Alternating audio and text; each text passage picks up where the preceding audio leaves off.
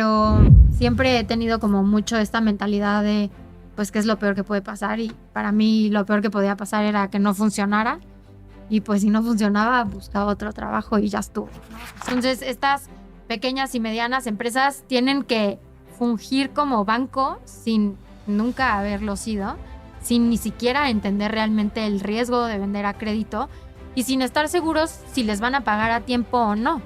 Y si lo ponemos en esa situación, si lo sobreapalancamos, obviamente más allá de ayudarlo es poner el último clavo en el ataúd. Lo podemos matar. Por ejemplo, en México sigue siendo prácticamente imposible conectarte a la banca de una empresa. O sea, si no tienes acceso a los tokens y demás, a los bancos no les gusta que tengas acceso a la data de sus clientes. Ni siquiera, con que lo pudiéramos subir un 10%, nuestro modelo sería exponencial el crecimiento, porque obviamente el Excel aguanta lo que sea y eso es cierto. O sea, creo que El tema de la inclusión sigue saliendo en todas las conversaciones y creo que sigue siendo el gran pendiente de México.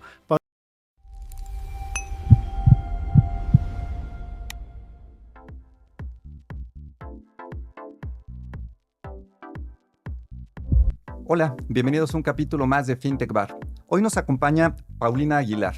Paulina es cofundadora y Chief Revenue Officer de Mundi. Mundi es una fintech que está revolucionando la forma en que las empresas exportadoras mexicanas obtienen financiamiento. Vamos a tener una plática muy interesante en la que además me acompañan hoy Bea y Rocco como nuestros anfitriones. Y pues bueno, para comenzar, nos encantaría platicar un poquito contigo, que nos cuentes de tu experiencia, qué te trae el sector financiero. Háblanos un poco de ti. Pues gracias por la invitación. Estoy muy feliz de estar aquí con ustedes y poder platicar un poquito de mi experiencia y de estos temas que no diría que soy experta, pero conozco algo. Eh, Básicamente creo que me encantaría decirles que yo tenía mi carrera perfectamente planeada y que siempre soñé con trabajar en el sistema financiero. Eso no es cierto. Empecé un poco trabajando en Credijusto, que ahora es un banco, que es Cobalto. Y ahí tuve la oportunidad como de colaborar en muchas áreas y de aprender mucho de muchas áreas, pero diría que el aprendizaje más importante que tuve de esa experiencia fue entrar al área comercial y darme cuenta que era buena para esa área y que me gustaba esta parte de no solamente desarrollar negocios, sino también desarrollar equipos. Y fue como un buen inicio para mi carrera. Es lo que me ha llevado pues estar ya más de 10 años en el sector fintech. Obviamente cuando empecé en fintech, creo que nadie ni siquiera le decía fintech. En Credijusto sí les gustaba decir que ellos eran una fintech, pero un poco como porque pues, sonaba cool, yo creo, o porque se empezaba a poner de moda. Y de ahí pues fui moviéndome a diferentes fintechs. Después estuve en Resuelve tu Deuda, que ahora es Bravo. Y después estuve en Cumplo, que es una fintech chilena. Y de ahí me buscó Martín, mi socio, que es el cofundador de Mundi y es el CEO. Tenía esta idea de Mundi y de lo que quería hacer.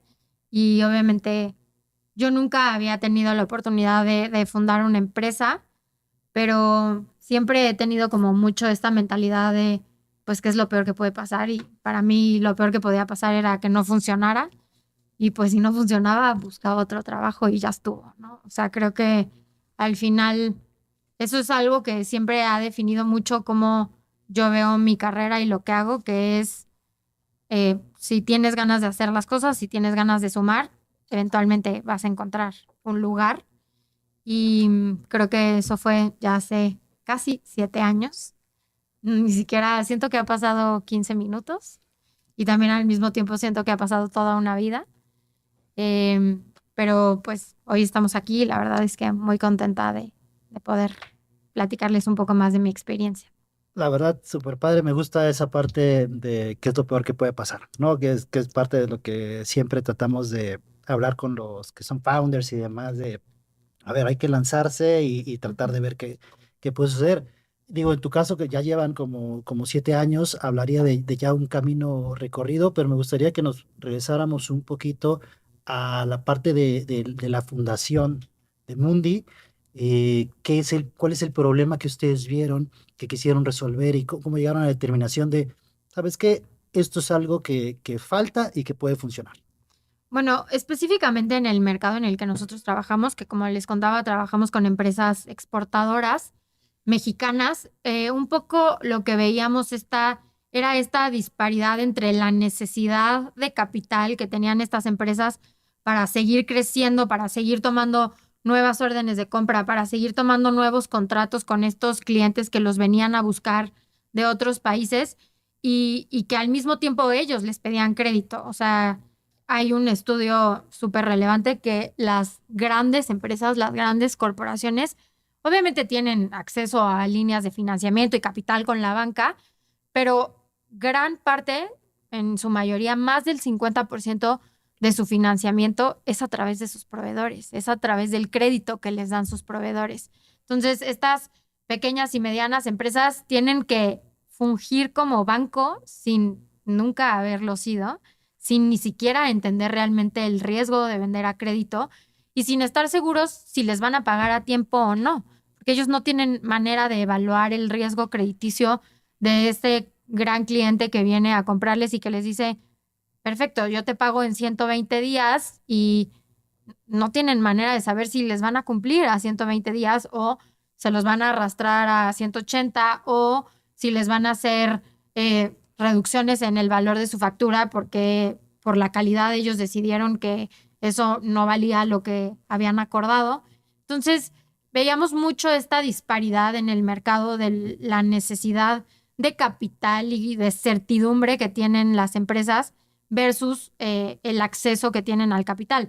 No quiere decir que las empresas con las que trabajamos no tienen acceso a la banca, sí tienen acceso a la banca, pero muchas veces no es necesario o muchas veces los productos que está dispuestos a darle la banca no es el producto que ellos necesitan. Por ejemplo, tenemos muchas empresas que evaluamos, que vemos que tienen créditos a 10 años con garantía de su fábrica y cuando les preguntas para qué sacaron ese crédito, lo sacaron para justo poder capitalizarse y tomar órdenes de compra. Y ese no era el tipo de crédito que ellos necesitaban. Ellos necesitaban algo de corto plazo, una línea revolvente, un factoraje, y el banco no estuvo dispuesto a dárselos. Entonces, veíamos mucho esta disparidad de la necesidad versus lo que se ofrecía en el mercado. Y creo que Mundi es justo eso, es un complemento a lo que ya tienen con el sistema financiero tradicional y a la necesidad que tienen para seguir creciendo y poder seguir tomando nuevas oportunidades. Y sobre y me encanta esto que están mencionando y sobre esta especialización, ¿no? Es decir, oye, pues muchas veces como proveedor tomas la decisión de, ¿sigo vendiendo? ¿Realmente me conviene vender o darle a este contrato con todo lo que puedo implicar ese riesgo, ¿no? Es decir, tomaste el riesgo de decir, pues te voy a vender a 120 días y como lo pones en un caso, ¿y qué pasa si se va a 180? Ahí es donde ustedes entraron especializándose y decir, vamos a entender como este valor agregado, vamos a entender, conocemos perfectamente el mercado y entonces vuelven como este CFO. Creo que aprendimos mucho en el camino. No me atrevería a decir que lo entendíamos todo cuando empezamos, porque no es cierto. Creo que el mercado exportador aparte tiene muchas particularidades que tuvimos que aprender y que tuvimos que hacernos como más expertos, pero básicamente sí, o sea, creo que uno de los principales valores agregados, más allá de darles ese capital de corto plazo, es ayudarles justo a entender el riesgo, ¿no? Porque nosotros, cuando te damos una línea de factoraje con alguno de tus clientes, va muy con base en el riesgo también de tu cliente y de cómo vemos nosotros la calidad crediticia de tu cliente. Entonces, tú te vas a dar cuenta, porque si evaluamos a 2 clientes tuyos, cada cliente va a tener cierto tamaño de línea, con cierta tasa, con cierto porcentaje de adelante. ¿Y esto de qué va a depender? Del riesgo de ese cliente. Entonces, esto también te ayuda a ti a tomar decisiones de decir, ok, tal vez no le debería de vender todo a crédito o tal vez sí le puedo vender a crédito, pero hasta este monto no le debería de estar vendiendo más porque me pongo en riesgo a mí y la salud financiera de las ventas que haga y de mi empresa. La verdad es que esto que están haciendo me parece no solo súper interesante, es solo más que importante. Creo que es un tema que constantemente platicamos, creo que todos los que estamos aquí hemos trabajado en pymes en algún momento y siempre es un problema este financiamiento que les damos a las grandes empresas, ¿no? Que se da muchas veces de manera involuntaria porque simplemente, no, pues yo pago a 90 días y pues, bueno, yo quiero el negocio, entonces pues te avientas y eso muchas veces termina matando a las empresas, ¿no? Sí, totalmente. Entonces está súper padre lo que están haciendo, me gusta bastante, pero me gustaría que nos platicaras también, a ver, ya tienen varios años de experiencia haciendo esto. ¿Cuáles son los errores más graves que han cometido en todo este proceso en el cual seguramente han ayudado a empresas a las cuales después ya no pudieron, digamos que, regresarles la ayuda a ustedes, ¿no? Sí, a ver, definitivamente creo que eso ha sido de los aprendizajes más grandes. Creo que hemos tenido que ir evolucionando justo con nuestros clientes. Por ejemplo, nuestro modelo de riesgo y nuestro modelo de evaluar a los clientes, ¿no? Al final, mucho al principio estábamos muy enfocados en el volumen de venta y en el cliente final y nos dimos cuenta que era igual de importante, por ejemplo, la solidez financiera de quien vendía, ¿no? Porque aunque el papel, es decir, la factura y el pagador sean muy buenos, si el cliente, el exportador, no tiene los recursos para en los siguientes 90 días seguir produciendo y seguir vendiendo, lo ponemos en una situación muy compleja, porque al final es responsable de regresar este capital que le estamos adelantando. Y si lo ponemos en esa situación, si lo sobreapalancamos, obviamente, más allá de ayudarlo, es poner el último clavo en el ataúd. Lo podemos matar. Entonces, creo que sí hemos aprendido mucho a entender también no solamente el pagador y la relación, sino también a nuestro cliente y la necesidad real y donde realmente nosotros sumamos y donde nada más sería darnos un balazo en el pie a ellos y a nosotros. Oye, Paulina, y en estos 7 años de experiencia de Mundi, ¿has notado una evolución del sector, del nicho específico, de la oportunidad, problema, de la metodología, fuentes de datos? ¿Cómo has percibido esta evolución a lo largo de 7 años? Me encantaría decirte que ha evolucionado mucho, pero no es cierto. Al final, creo que en Latinoamérica, este no es un tema de México específico, es un tema de Latinoamérica. Creo que la transparencia de datos es bastante mala. Y muchas veces ni siquiera es porque no haya transparencia, es porque las fuentes son bastante incompletas. Es más bien que hay como muchas lagunas. Entonces nosotros justo en eso hemos tenido que ser muy creativos y asegurarnos que podemos juntar muchas fuentes de datos y cruzar muchas fuentes de datos para tener una mejor idea de realmente el mercado, los clientes, la situación real que viven y que esto nos haga poder dar ofertas mucho más completas y que realmente sean algo que soluciona el problema para el cliente y no nada más un pequeño parche que no realmente ayuda. Creo que una vez dicho esto, creo que obviamente ahorita con la inteligencia artificial podemos correr modelos y podemos correr LLMs que nos permiten ser mucho más inteligentes también en la manera de evaluar los datos, pero una vez más creo que sigue faltando data y sigue faltando mucho más fuentes que nos permitan como entender mejor. Por ejemplo, en México sigue siendo prácticamente imposible conectarte a la banca de una empresa. O sea, si no tienes acceso a los tokens y demás, a los bancos no les gusta que tengas acceso a la data de sus clientes. En cambio, en Estados Unidos con un QuickBooks puedes conectarte a todos los bancos de los clientes y tener una mucho mejor idea de los flujos. Entonces creo que todavía hay mucho por hacer, por eso creo que también Embedded Finance y Bank as a Service ha crecido mucho, pero hay muchísimo por hacer. Bancas de service medio tabú, ¿no? Mencionarlo. Sí. Oye, Pau, yo tengo una duda. A mí me encanta escuchar toda esta historia de 7 años, sobre todo más allá de la progresión de Mundi, la progresión que han logrado a lo largo de muchas pymes. ¿Qué porcentaje crees de tu cartera ha sido como clientes recurrentes que siguen viendo en este crecimiento? Y dos, obviamente, bajo muy de la cachucha de Open Finance, ¿cuánto crees que podría crecer la cartera de Mundi si hoy viéramos que Open Finance en México se vuelve una realidad, donde pudieras jalar esta información que tienes de las cuentas bancarias en tema de garantías? Imaginemos un mundo ideal donde Ujú.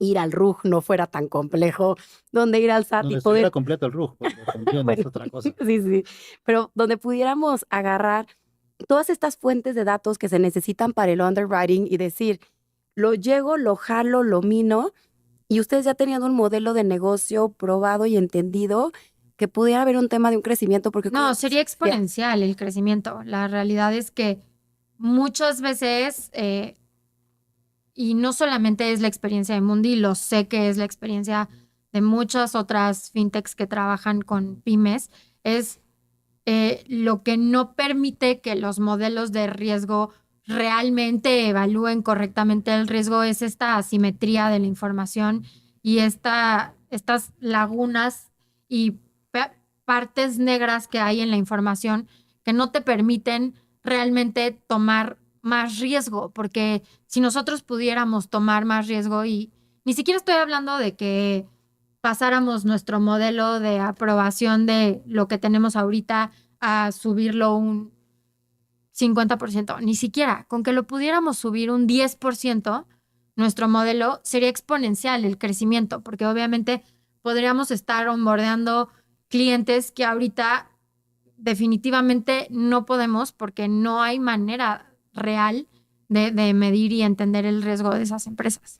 y Pau, entonces, y eso te da como un beneficio, uno, hacia tu crecimiento de tu portafolio, tu cartera y también hacia tus líneas de fondeo, ¿no? Porque también puedes llegar a transparentar. Sí, sí, pero más que nada, yo creo que el beneficio principal sería para los clientes más que para nosotros, porque nos permitiría no solamente calcular mejor el riesgo y poder tomar más riesgo, sino que también nos permitiría poder calcular mejor la pérdida esperada y por ende esto se traduce en tasa también para los clientes. Entonces, al final, el principal beneficiado sería el cliente. Obviamente nosotros por ende, porque si nuestros clientes crecen, nosotros crecemos, eso está sobreentendido, pero definitivamente el principal beneficiado serían las empresas, no nosotros. Y ahorita que estamos hablando de la parte de datos y que tú mencionaste hace rato la parte de inteligencia artificial y que de hecho mañana tenemos la grabación de un podcast referente a inteligencia artificial aplicada, me gustaría que nos platicaras un poco de lo que sí ya están haciendo ustedes aplicando todos estos datos, los que sí ya existen. Hablamos más de las limitaciones, pero Sí, evidentemente sí ya hay sí, cierta información. ¿Y cómo están ustedes aplicando la parte de la inteligencia artificial en, quisiera pensar, la mejora de sus sí, procesos? totalmente. Nosotros ahorita la inteligencia artificial la utilizamos en todos los procesos de la empresa y básicamente lo que nos ha ayudado es yo lo resumiría en tres. Uno, a tomar decisiones con mejor data y más data analizada de una manera mucho más rápida y mucho más eficiente. Segundo, a automatizar procesos que no es que antes no estuvieran automatizados, sino que ahora están automatizados de una manera mucho más eficiente y mucho más rápida. Y tercero, a tareas manuales y cosas que probablemente antes nunca hubiéramos automatizado porque era invertir muchos recursos para un outcome muy chiquito. Ahora sí lo podemos hacer porque es algo bastante rápido y que no requiere los recursos que antes requería. Entonces, la inteligencia artificial ahorita está en todos los niveles de nuestra operación, desde cosas tan sencillas como un recordatorio todas las mañanas de esto es lo que sucedió ayer y así cerró el portafolio, que antes no lo hubiéramos hecho porque ¿para qué vamos a desarrollar eso si ya hay un dashboard que entras y lo puedes ver? Hasta un modelo de análisis de riesgo que te permite sacar cosas más rápido que antes. Sí estaba automatizado, pero no necesariamente a la velocidad que ahora puede estar. Y a lo mejor no en el idioma tan fácil de ver, ¿no? Porque los dashboards al Exacto. final pues lo tienes que analizar. Sí, Ya lo lo tienes que, que entender. ya lo que nos da Ajá. el AI, sobre todo la Sí, genérica, es pues ya te lo pongo ahí digerido, ¿no? exacto. Paulina, ¿y qué tanto compiten en Mundi contra otras fintechs o financieras especializadas en exportaciones o qué tanto compiten con financieras generales? Y una pregunta de seguimiento implícita sería, ¿qué es diferente cuando se trata de evaluar una pyme exportadora en lugar de una pyme normal?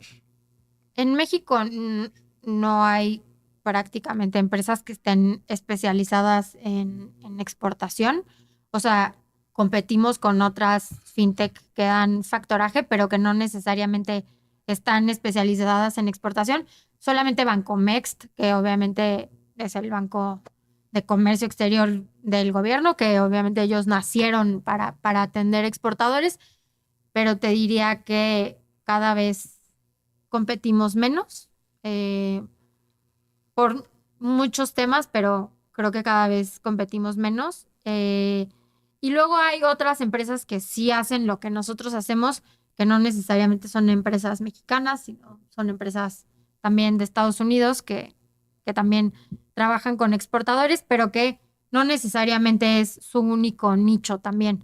Eh, y creo que para mí la competencia es lo más sano que hay, porque obviamente ver lo que hacen los demás y entender lo que hacen los demás y cómo lo hacen, solamente te ayuda a mejorar y a hacer mejor lo que tú haces. Entonces, creo que hay mucho espacio para seguir creciendo, seguir innovando. Entonces, mientras más seamos, creo que es mejor. Y más como que van creciendo como en ecosistema, ¿no? Se van Sí. empujando, se van todos estos Ujú. como retos que pueden llegar a ver Sí.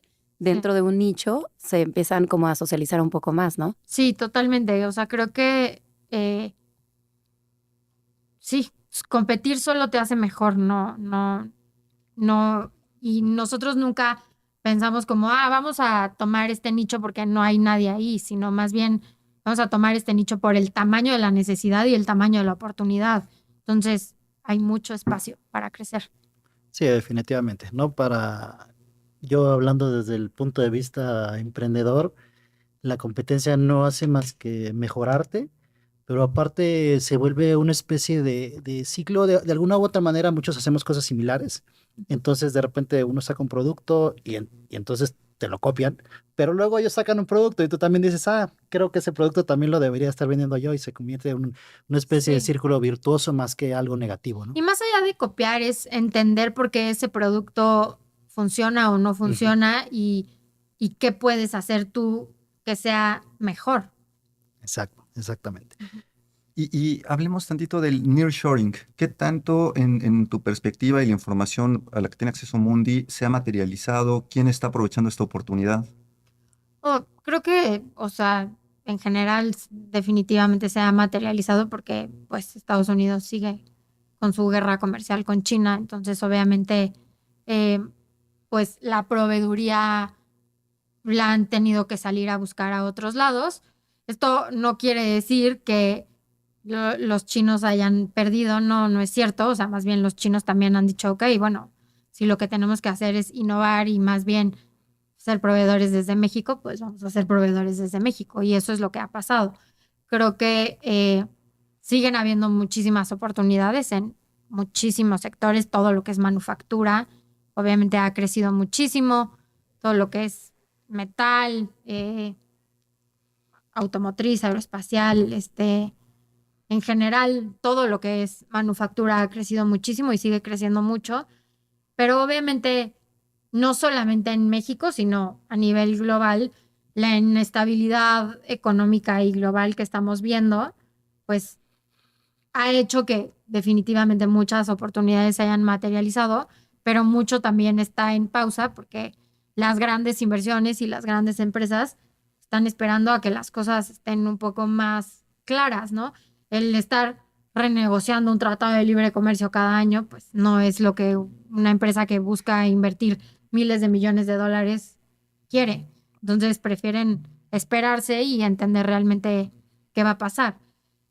Pero también siendo muy realistas, esta inestabilidad no se va a terminar en ningún momento cercano. Entonces, más bien es empezar a tomar riesgos calculados, que es lo que las empresas están haciendo, y enfocarte en lo que es lo tuyo y seguirlo haciendo, ¿no? Creo que a todos nos gustaría poder predecir el futuro, nadie lo puede hacer y la economía es la ciencia menos exacta, entonces, Y después de la política. sí, la No, política no es ciencia, sí, es pero ciencia social, pero la economía que busca, sí, según ser una ciencia exacta, no lo es. nunca le dan, ¿no? No, Pero bueno, como tú dices, riesgos calculados es lo que están haciendo tanto empresas grandes como el sí, propio como las gobierno. pymes también, o sea, entender qué contratos sí vale la pena tomar y qué contratos no, y enfocarse en lo suyo. Totalmente. Pues nos queda poco tiempo y para ir cerrando y dejarte, Rocco, hacer la pregunta de cierre para Paulina, me interesa Ah, preguntarte, ahí está. por favor, también vea, pero me interesa preguntarte desde la perspectiva de emprendedora en un nicho B2B financiero, ¿cuáles serían los principales aprendizajes o consejos que transmitirías a un emprendedor que está por entrar en este sector? Creo que muchas veces, y esto es algo que se dice muchísimo, ¿no? Que es el Excel aguanta lo que sea y eso es cierto. O sea, creo que cuando vemos el número de pymes en México que nos dicen hay 6 millones de pymes y se ve como un mercado gigantesco y como una oportunidad infinita, pero creo que el principal consejo que les daría sería como midan realmente su oportunidad, conozcan realmente el tamaño del mercado al que pueden atender, porque obviamente queremos atender a todos, pero no es cierto, no podemos atender a todos. Entonces, conozcan realmente la oportunidad, los retos y el tamaño del mercado. Y creo que lo segundo que diría es, no tengan miedo a decir, mi producto es bueno y tal vez funciona para unos cuantos, pero no necesariamente es para todos. Entonces, no tener miedo a como hacer estos cambios rápido y decir, si realmente quiero tener este product market fit y quiero realmente poder abarcar una oportunidad grande, probablemente van a tener que hacer muchos cambios muchas veces y que estén muy conscientes de eso, que cuando estás tratando con empresas, es mucho más de negociar y de entender realmente la necesidad de la empresa que de imponer como yo diseñé así el producto y así tiene que funcionar. No, no funciona tan así. Gracias. Pau, yo te quería hacer una pregunta. Hace rato decías que cuando llegaste y entraste de repente dentro del área comercial te diste cuenta que eras muy buena y además creando equipos. Desde tu liderazgo en crear, o sea, no solamente habiendo estado en otras compañías, sino ya tener la responsabilidad de crear una, ¿qué crees que son estos pequeños tips que le darías a alguien desde el punto de liderazgo para poder crear equipos? ¿Qué ha sido como tu receta secreta que ha ayudado a que la gente entienda tu ritmo, entienda ese ritmo que están trayendo, que se puedan enganchar realmente con la parte de la cultura y además que estén buscando y que se enamoren de la solución del problema?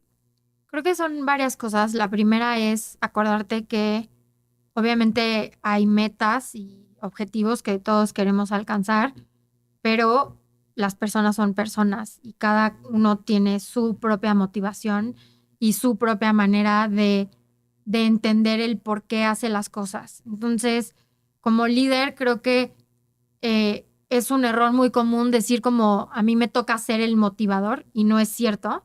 Más bien a ti te toca entender qué motiva a la gente y qué motiva a tu equipo para poderlos ayudar a potenciar eso y que ellos mismos encuentren su propia motivación y su automotivación.